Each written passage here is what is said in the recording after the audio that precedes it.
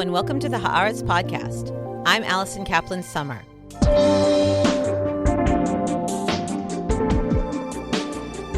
As tensions heightened in the Middle East, in a situation which would result in bombs dropping and missiles flying between Lebanon, Iran, and Israel, more than 50,000 supporters of Israel marched down Fifth Avenue in the annual parade saluting the Jewish state. For over 60 consecutive years, the mayor of New York, the city with the largest Jewish population in the world, has participated in the event.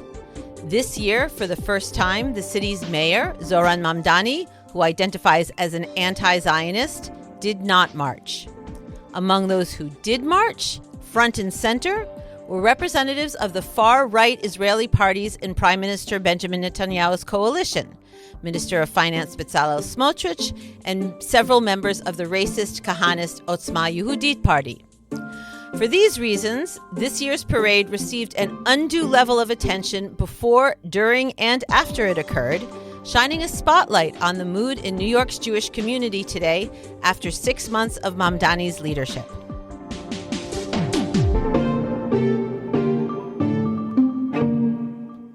Joining me on the podcast to discuss what happened at the parade and the fallout are Rabbi Josh Weinberg, who is Vice President of the Union of Reform Judaism and the Executive Director of ARTSA, the Association of Reform Zionists in America, who marched in the parade, who is also a New York City resident.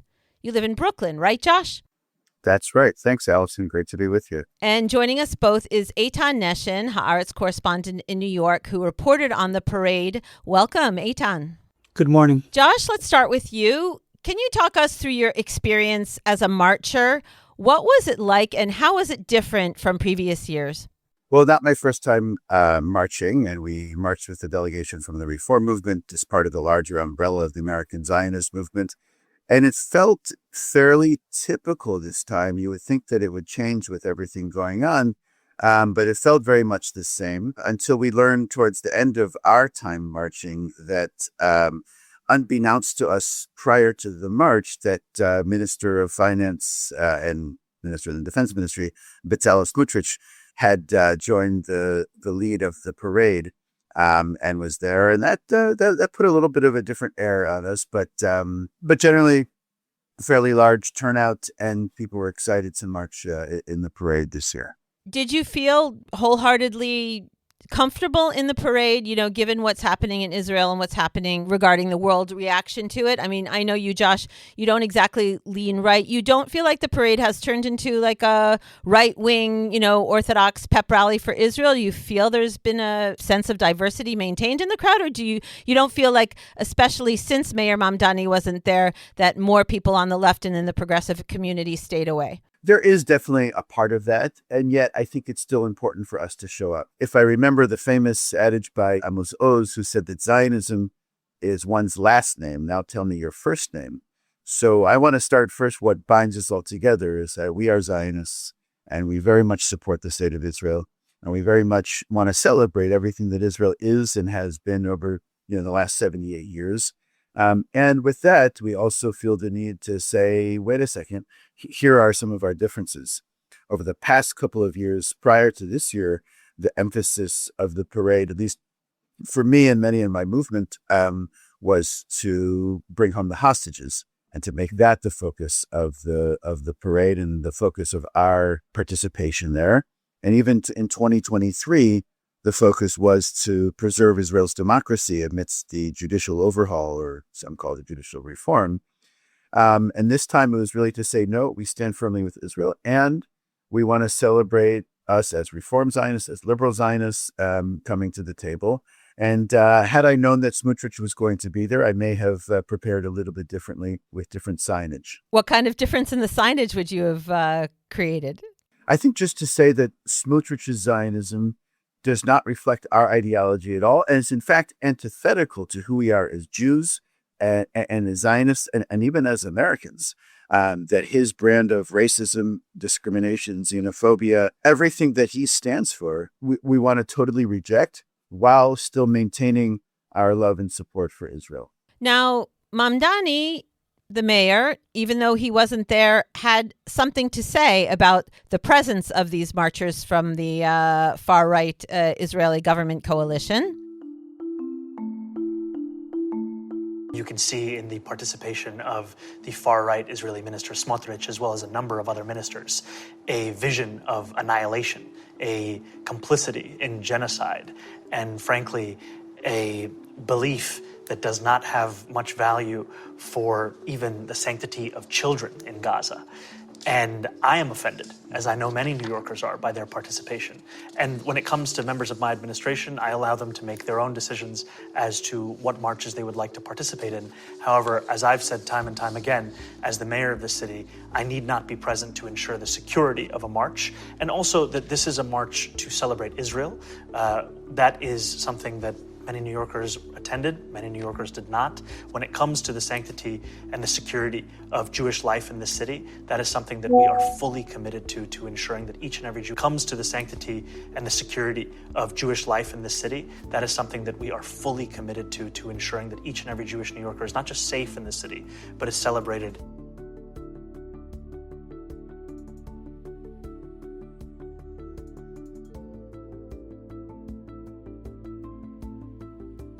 Eitan, can you tell us exactly about the Israeli government ministers who joined the parade, the process by which it was revealed that they were there at all, and how that affected the other marchers? Yeah, well, for those who really paid close attention, there were notices before that members of Otzma Yehudit would be showing up, and that one of them is Amichai Eliyahu, who at the start of the war called to throw a nuclear bomb on Gaza. There were also reports that Smotrich would come. Smotrich was also spoke over video on a conference on Friday at a synagogue in Queens where these far-right ministers were speaking. So these far-right ministers were already slated to be in New York all weekend. So this wasn't a surprise for those who really paid attention. Josh, do you think it was a big deal for New York Jews, the fact that Mamdani did not participate in this parade after so many decades of New York mayors participating? Not only after so many decades of New York mayors participating, but if you look at the broader scale of parades in New York, okay, and there is a whole list of parades in New York. There are the St. Patrick's Day Parade, the Pakistan Day Parade, the Lunar New Year Parade of the Chinese people, the Puerto Rican Day Parade, Dominican, Bangladesh. I could go on and on and on. And the mayor participated in, I believe, all of those parades. And so it wasn't a shock either. I mean, he made it very clear from the moment he was elected that he wasn't going to cancel the parade, but he also wasn't going to participate. And he did make, to his credit, he did make a significant commitment to make sure that the security there was enhanced, and he would do everything to protect those marching in the parade. But he himself wouldn't be there. And I think that did hurt a little bit for many New Yorkers who were marching in the parade. And people came in from around the country to participate in this. And I think that if Mayor Mamdani wanted to say that he was the mayor for all New Yorkers, that he should not have singled Israel out for lack of participation or for his absenting himself from that parade, and knowing that participating in the parade is a sign of him being mayor for all of New Yorkers and not endorsement of Israel's policies in any way, shape, or form. And I would also say that I think the Israeli government, instead of, as Eitan said, making a statement, they could have sent a more broad coalition and less controversial politicians. Presumably, less controversial politicians could have initiated going there, or they could have been invited, or there could have been some other way to have more balance in the Israeli delegation. Eitan, were there members of the opposition at the parade? There were members of opposition, including from the party of Yair Lapid. They were pretty much blended into the background. They had no impact. If they were there by name only.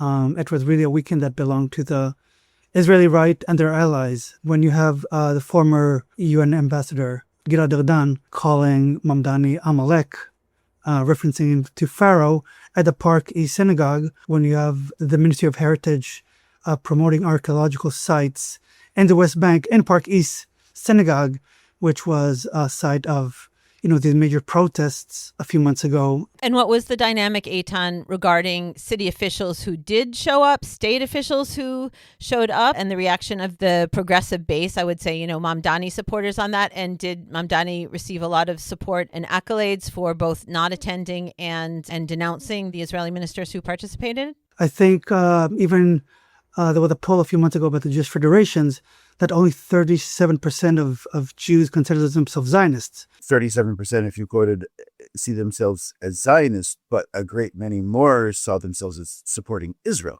So I think the problem there was with the term that people had a trouble, defining, but a relatively high number actually did support Israel. So, well, the majority of American Jews still stand with Israel, Israel society. Their affinity with Zionism and with its symbols has weakened, especially over the past years. So, at the beginning of the march, Senator Schumer, Governor Kathy Hochul, senators, New York officials, members of Congress, Jerry Nadler, spoke at the beginning of the rally. The establishment is still supporting the march. Once images of Smotrich and other far-right ministers holding the banner of the State of Israel started to surface, very rapidly officials started to condemn this appearance. So I think there is a shift in, if in prior years there was a sense of that symbol of Israel being untouchable, now people are doing kind of more cost-benefit analysis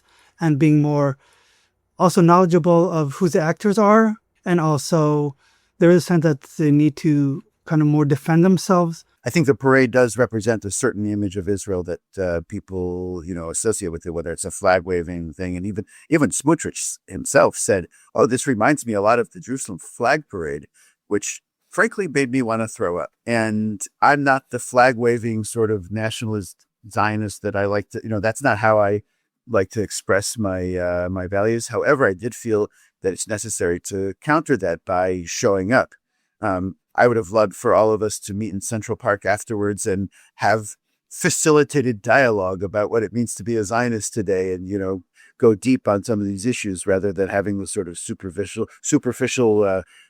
display of support.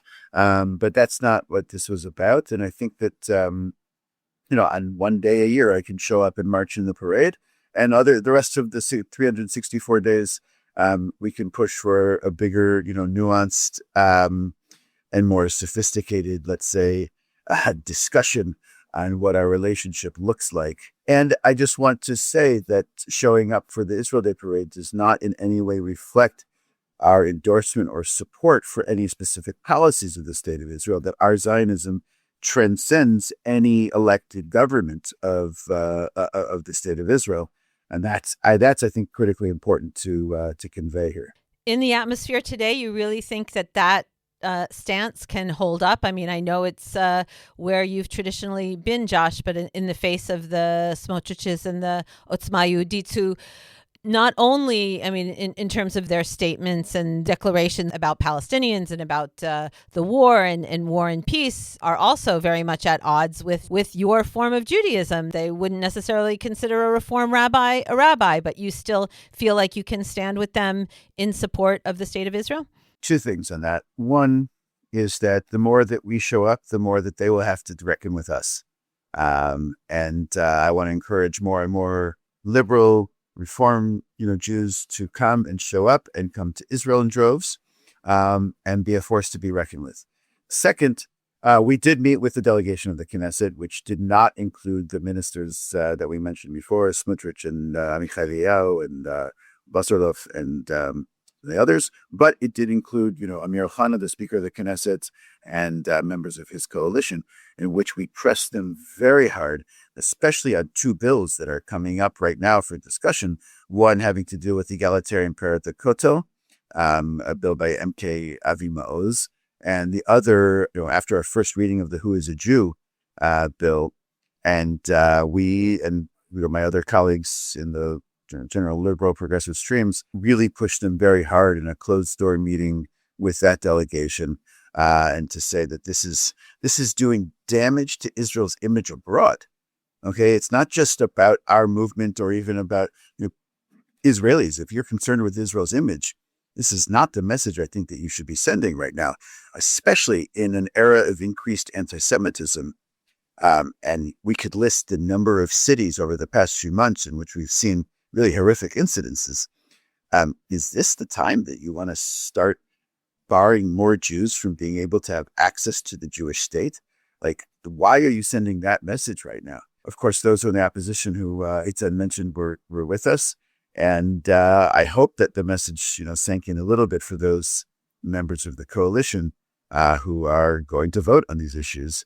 You'll forgive me for being slightly skeptical on that. I think this March, it is the beginning of the mainstream establishment Jewish groups' consideration of who are we affiliated with and at what cost. Josh, you mentioned anti-Semitism. The theme of the parade, Proud Americans, Proud Zionists, was declared kind of in the description to project resilience in the face of the rise in anti-Semitism in the U.S. and around the world. What do you think about linking support for Israel and Zionism with standing up against anti-Semitism? Do you think mixing those themes is a good thing? Yes. And look, there's been a traditional sense that Israel is the answer to anti-Semitism.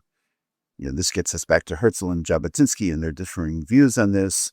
That's not necessarily my Zionism. My Zionism is I'm more of an Achad Amist, and what can we create in this Jewish state, and what is the benefit of having a Jewish nation state? I mean, we're Jewish time and Jewish space and all of that. However, I do think that things are inextricably linked right now, and that a lot of the anti-Semitism we're seeing in America and around the world is linked, in fact, to people's responses to Israel, for better or for worse. And so I think that what we do need is a symbol of Jewish pride. And I'm not ashamed to say that. I think that we have to come out and say, yes, we are proud Jews, and we should be able to march on Fifth Avenue like all the other nations do, right? I listed a whole long list, like the Irish, like the Italians, like the, Haitians and Dominicans. And like, why shouldn't we be able to do that? I was marching with Israelis from our movement who could not believe the amount of security. And sadly, that is necessary. Especially, the amount of security that we have in our synagogues and our congregations in New York, a point that we did convey to the Mamdani administration right now to say, when our rabbis converse or meet with their Christian counterparts or Muslim counterparts even, and talk about the high cost of security that they have in their congregations that the churches simply don't have. Do you think maybe it should be a Jewish pride parade and not necessarily connected to the state of Israel? Do you think the parade needs to be rethought or changed or separated or something like that? Or you are for traditionally continuing it the way it has? No, it's a really fascinating question, actually. And I'll refer to an article by my friend and colleague, Rabbi Jill Jacobs, who said, instead of an Israel Day parade, we should have a Jewish Heritage Parade. And this parade comes at the tail end of May, which was Jewish American Heritage Month. And, what would that look like if we had a totally different parade? And I think she brings a really creative idea. And on the other hand, I want to compare it to another day that we're going to celebrate in about a month, when Americans across America will celebrate the 250th anniversary of the United States of America on July 4th this year. And I think Americans will come out and have their barbecues and fireworks, and there'll be parades in every small town across America, regardless of what people feel for the current American administration, which many in my circle, I will say, are not big fans of the current administration right now. Yet they will come out and celebrate July 4th with gusto and to say, wow, the 250th anniversary, and that their love and loyalty to the idea of these United States of America transcends the current administration, for which many have great disdain. And many feel like, as Americans, we need to come and protest that government and its policies. And that, if I show up to protest, immigration policies or, reproductive rights or anything like that, I'm doing that as a proud American. So I may interpret the proud American, proud of Israel, is a little bit differently, that I want to come and protest some of the policies because I'm a proud American. And I also have Israeli citizenship, but as an American Zionist, I'm also proud of what Israel is, even if I disagree vehemently with its policies. Eitan, Josh mentioned Rabbi Jill Jacobs, the head of Truah. Mamdani, after not attending the parade, kind of made a point of attending an event at the Truah convention. What did Mamdani say? He was there to honor award recipients, including one for Gil Getz, who's an Israeli peace activist, also sometime Haaretz photo contributor. He was basically there to honor them, to honor what Truah has been doing, especially with anti-ICE protests. I actually spoke to Jill Jacobs after the event, and she, asked her about, why did you invite Mamdani? And she said, first, it's good to have allies in place of power where you can affect policy, have a open ear, that you don't need to agree with them on every issue. Josh, how does that stand with you when you look at Mamdani? Jewish safety, yes. Solidarity with the Jewish community, yes. Anything with the I word, Israel, or the Z word in it, Zionism, no. As someone I know, Josh, who considers themselves progressive and yet helms an organization that involves heavily the I word and the Z word. Yeah, absolutely. So this is a multi-layered issue, I think. And first of all, let's give credit to where credit is due. And Eitan's absolutely right in that he allocated significant more money to security in the city, especially for congregations and synagogues and Jewish institutions that are visibly Jewish and potentially, susceptible to attack. And he also contributed, significant budgets to the, combating hate crimes in general, of which anti-Semitic crimes are, about 51% of those hate crimes. And, his Office of Combating Anti-Semitism is on a listening tour around the Jewish community, and we met with them and expressed our concerns as well. So kudos to the mayor for doing that. And with that, I think I would say three things. One, if you're the mayor and you're a public politician trying to unite your city amongst deep division. I mean, you have the most diverse city on planet Earth right now, with also the highest Jewish population of any city in the world. There are more Jews in New York than there are in Tel Aviv, and more Jews than there are in Jerusalem, that are in New York City. If I was the mayor, I would ask to come to the Conference of Presidents of Major American Jewish Organizations gathering this week on June 10th to talk about anti-Semitism, whether invited or not. I would say that's where I need to be, because that's where the heads, of the major American Jewish organizations are going to be. And I want to develop a relationship, especially because they all have headquarters in New York. Second, if it was me as the mayor and I wanted to make a message that I'm not anti-Semitic or against the Jewish community, maybe I wouldn't choose for the very first thing that I do on the first day of office is to denounce the IRA definition as the definition of anti-Semitism. To say, how about we start a free bus line first that I campaigned on, rather than, here I'm going to make a point about this definition that is so sensitive for so many people. You can totally disagree with the definition, but to say, how about you make that the second or third thing you do?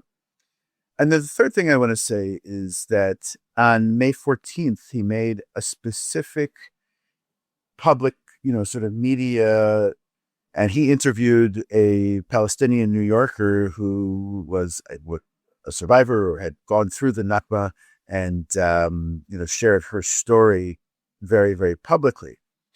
And again, on the surface, that's not a problem. However, when he chooses to single out a story against all other stories, then it becomes, I'll be gentle and say, a very curious agenda that the mayor has. Had he also said on, Yom HaShoah, the Holocaust Memorial Day, I'm going to interview a New York Holocaust survivor and tell their story, or to talk about someone from the Armenian genocide or the Rwandan genocide or from Croatia or Cambodia, on and on and on. On International Holocaust Day, he did visit Holocaust survivors. That was back in January. I think you are right, Josh, and there is an agenda by the mayor. I don't think he's hiding it. I think that Nakba Day video, that commemoration, is exactly that. I think that is a very direct attempt to make the Palestinian narrative stand on its own without comparing or contrasting with Israel. Mamdani is today probably the most popular Democratic politician, perhaps in America. And I think he sees this an historic opportunity to platform and champion Palestinian voices. I think he is a symptom of an American public opinion, especially young Americans, who are having conversation about Israel and Palestine, but not on the Israeli or Jewish terms. I think it's something that the Jewish community and Israelis need to contend with. Because not just Mamdani. We see that, on the Republican right, we're seeing that in evangelical circles, people are having conversation about Israel, about what it stands for, and about the American cause of being affiliated with it. Do you think that after this parade experience and after 6 months of Zohran Mamdani in office as the mayor of New York, does it feel like the same New York to Jewish New Yorkers, or do they feel like things have changed and shifted significantly, either for the better or for the worse? Just from my conversations and being a city resident for the past 15 years, I think that those, especially in the Jewish community, who are excited about him I haven't seen an excitement for an official since I've been in New York. And I also see Jewish communities are worried not only about Mamdani, but about this sweep of, let's say, Israel skepticism that's going on, as I said, in election campaign from New Jersey to Michigan, that the first thing you need to do is renounce AIPAC. And then there's a conversation about Israeli aid. And I think, again, Mamdani is maybe for them, it's a very focus because he's their mayor. But I think there is a worry that conversations about Israel are being had, not on their own terms. Yeah, I think so. And I think we can't look at it as in a vacuum. And I think that it's a confluence of all sorts of events. I mean, I think the Jewish world and Israel are a different world after October 7th. And that plays out as well here. And I think, politics are different. And also, we have a different administration in Washington right now, which also plays into it. And there's so many different policies that really affect residents of New York, residents of the United States, and Jews as they navigate their relationship between their country here and their country in Israel as well. And so it's sort of all of those things together. But yes, there is a different feeling right now. And I think that it's a product of all of those different factors together.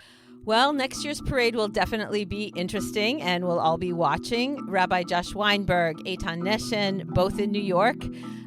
Thank you so much for coming on the podcast and joining us. Thank you so much. Thank you.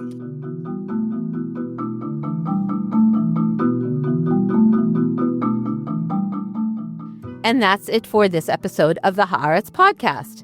Thanks to my guests, Eitan Neshin and Rabbi Josh Weinberg, and to my producer and editor, Adi Shacham. If you like the podcast, want to keep listening to it, please don't forget to subscribe to us on Apple, Spotify, or on YouTube, wherever you get your podcasts. And if you're so inclined, leave us a comment and a 5-star rating, and that way more people can find us. And to keep up with all the news on Israel, the Middle East, and the Jewish world, don't forget to subscribe to and follow Haaretz.com. I'm Alison Kaplan-Summer, and until next time, shalom from Tel Aviv.